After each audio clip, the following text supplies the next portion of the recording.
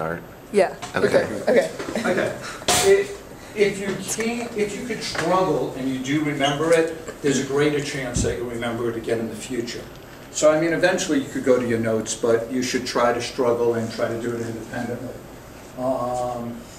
So is there anything up here that anyone doesn't know or is not sure of?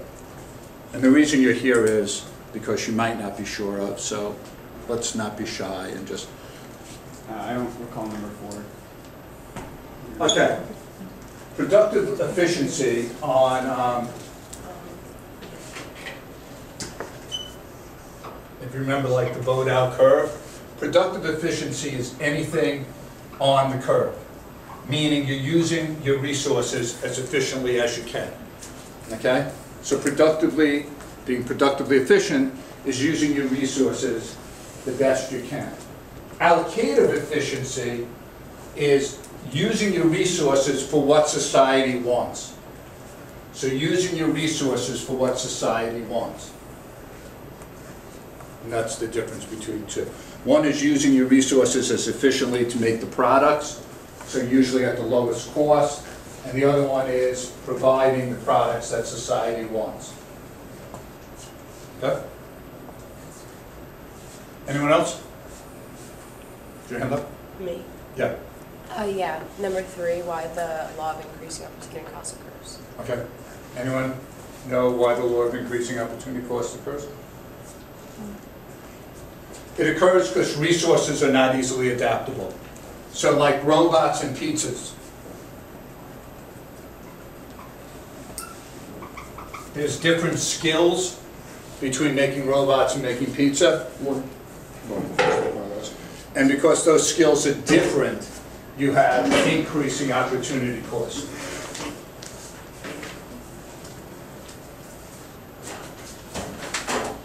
Anyone else?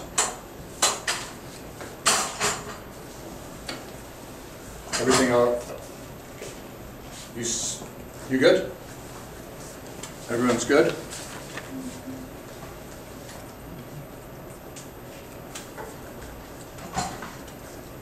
Okay, someone give me the 3 shifters as a production possibility code. I give me 1. Me. Yeah. Technology. Technology. Trade. Trade. Resources. Quantitative, and qualitative. Yeah, right. Either increasing in numbers or increasing in quality. Okay, great. All right, I think this was the last thing we did last time, for the people who were here last time. So what it's kind of, let me make sure did I put a spot there? For comparative advantage?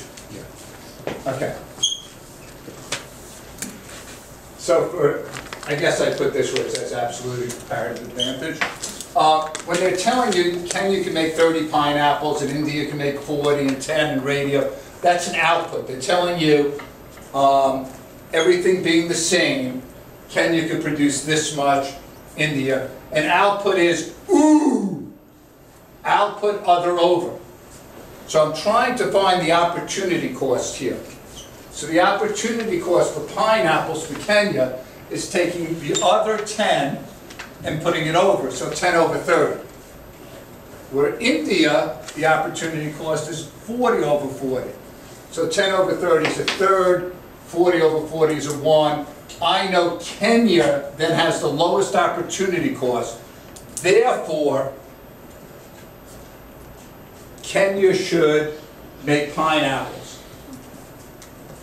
For comparative advantage, which is which country has the lowest opportunity cost, if Kenya has the comparative advantage in pineapples, then India has to have it in radios.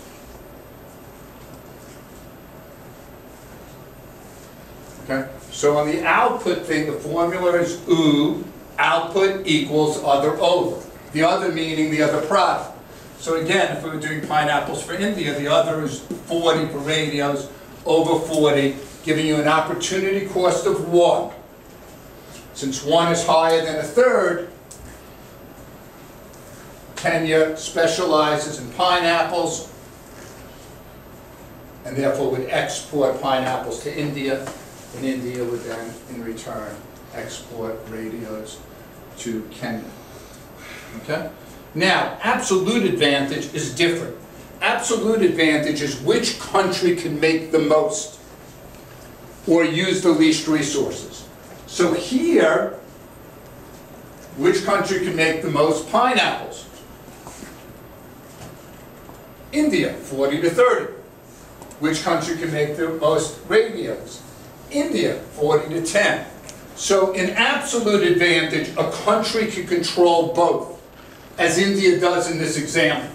In comparative advantage, you can only control one.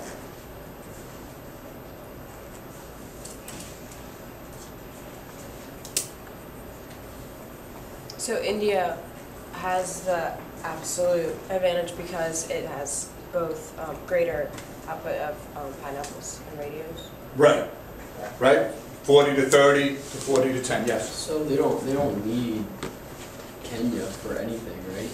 To trade. Oh, yes you do. Why? Because Kenya has a lower opportunity cost in making pineapples. So they're going to make pineapples and India's going to make radios. So it's still cheaper for India to get their pineapples from Kenya? Huh? It's cheaper for India. Yes. Oh, okay, yeah. Because it's, in trade, it's the lowest comparative advantage, the lowest opportunity cost. Okay?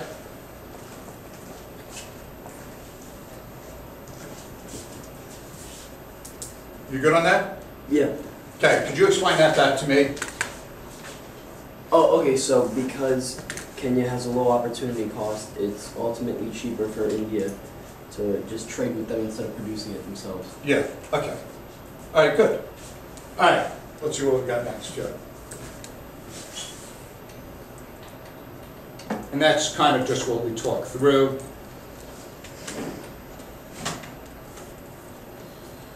Okay. Don't worry about this. All right, now, you have a different question here.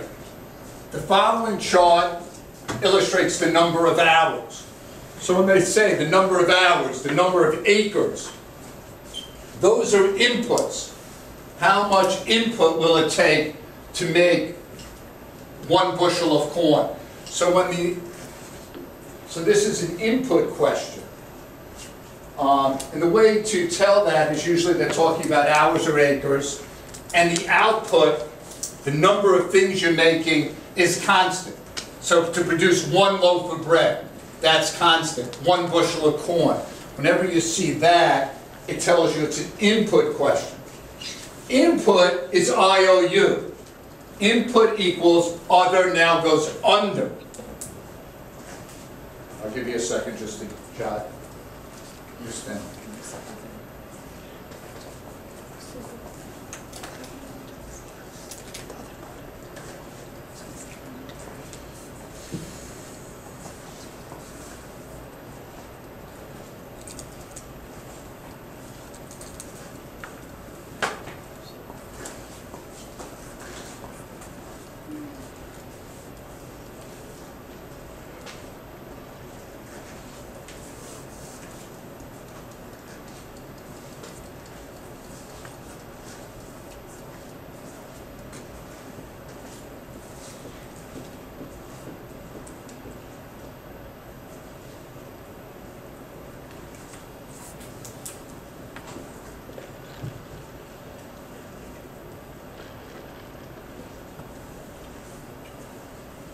Which nation here has the absolute advantage in producing corn? Is your hand up? Yeah. I don't want to call it anything I wasn't. Go. Okay, so the absolute in producing corn would probably be France. Okay. Right? You have your hand up too. Do you agree with France? Yeah. And now, how many hours is it going to take France to make a bushel of corn? 2. Huh? Oh, wait. Someone tell me. 6. 6 hours. How many hours is it going to take for the United States to do a bushel of corn? 2. Which country do you think is doing a better job here? United States. So when it's an input question, you want the smaller number, because it's the amount of hours or the amount of acres. Okay? So the absolute advantage would go to the smaller number here too.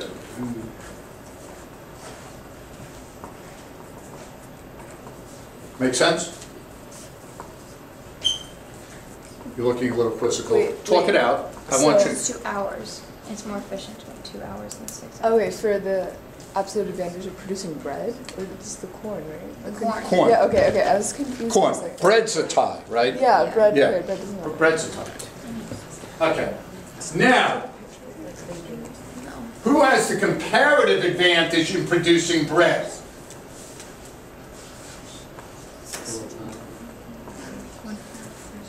Just give everyone a minute to look at it. Okay, who has the comparative advantage in producing bread? Give you a minute to just look it out.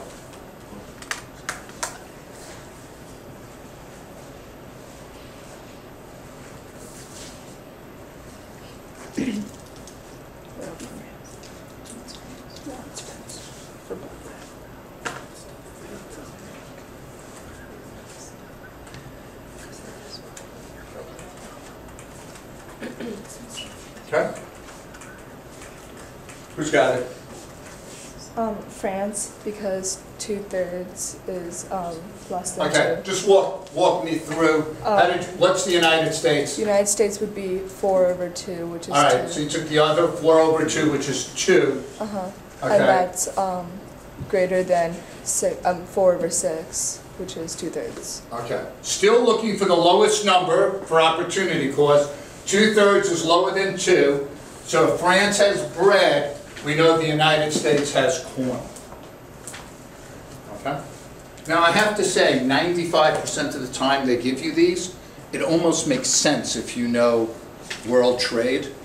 But even if you don't, you can figure it out. Okay. Any questions on the output or the input type? Go. How do you know if it's going to be an input or an output? I think the key for input, usually if they're asking you about acres and hours, it's an input.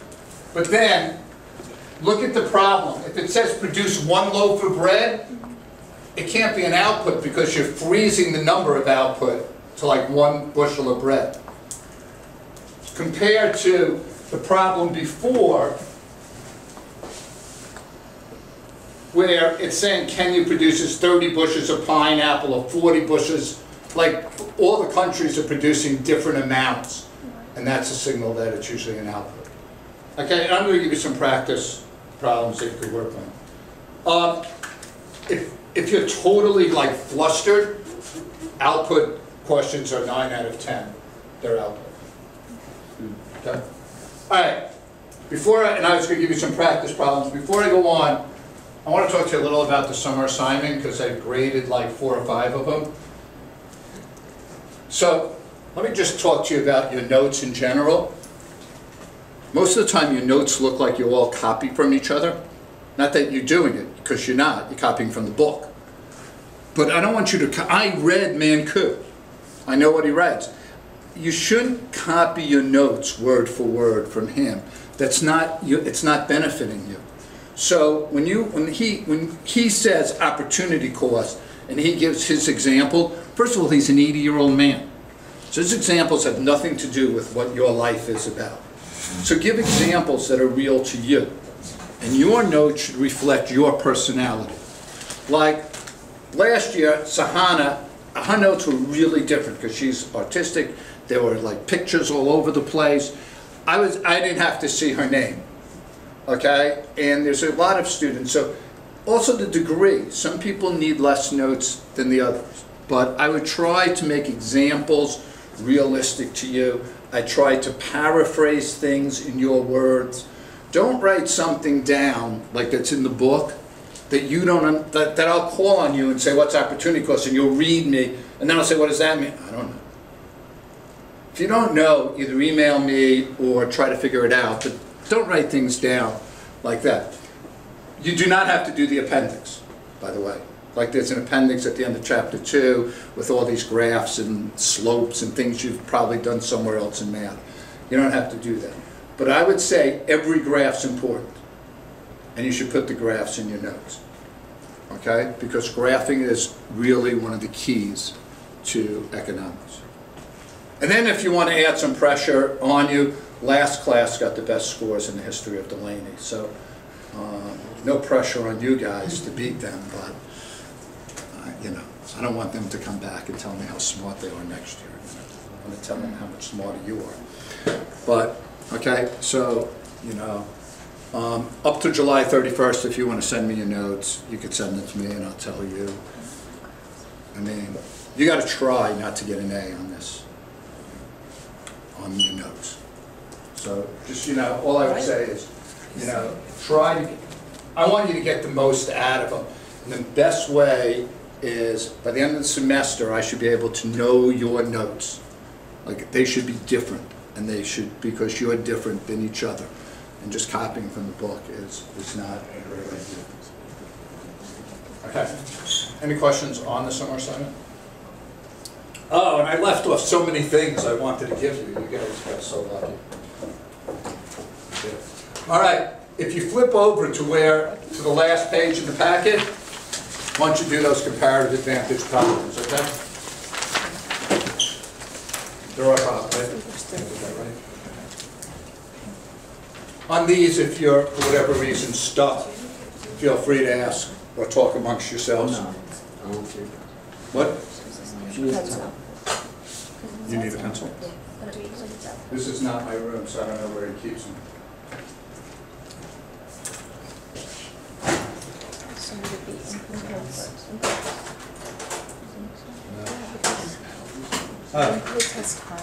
Here's a pencil. No? Like, are you gonna catch? Am I supposed Do you have not good hand-eye coordination? to- No, don't.